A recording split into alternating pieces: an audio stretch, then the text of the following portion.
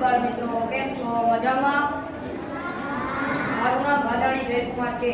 તો આજે હું તમને સ્માર્ટ ડસ્ટબિન વિશે થોડી જાણકારી આપીશ. આ સ્માર્ટ ડસ્ટબિન આજના આધુનિક યુગમાં સેક્ટરમાં જુદી જુદી સર્કિટમાં સેન્સરનો ઉપયોગ થાય છે.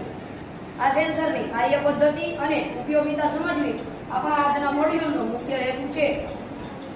આ સ્માર્ટ ડસ્ટબિનનું એક સરળ ઉદાહરણ છે. જ્યારે તમે આની નજીક જાઓ છો ત્યારે આનું ઢાંકણું આપમેળે જ ખુલી જાય છે અને 3 થી 4 સેકન્ડ બાદ તે પાછું બંધ થઈ જાય છે. આ માટે આપણે Arduino Uno, servo motor, ultrasonic sensor, jumper wire male to male, jumper wire male to female, battery અને કેપ લઈએ છીએ. ત્યારબાદ આપણે આર્ડિનો યુનોમાં કોડિંગ કરીશું. કોડિંગ થઈ ગયા બાદ આપણે તેની અંદરની સર્કિટ જોડીશું. સર્કિટ જોડાઈ ગયા બાદ હું તમને હમણાં થોડી વાર પછી તમને હું આની કાર્ય પદ્ધતિ સમજાવું. આની નજીક જ્યારે તમે જાઓ છો ત્યારે તેનું ઢાંકણું આપમેળે જ ખુલી જાય છે.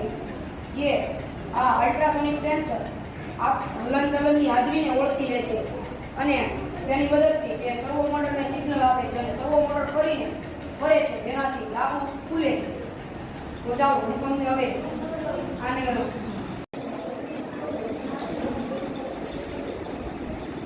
3 થી 4 સેકન્ડ બાદ તેને આપમેળે બંધ થઈ જશે. જ્યારે આની નજીક કોઈ હલનચલન થાય છે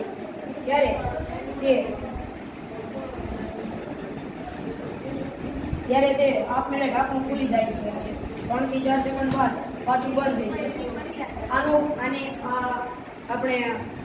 આ સ્માર્ટ ડસ્ટબિન આપણે પાર્ક, સ્ટેડિયમ, મ્યુઝિયમ અથવા કોઈ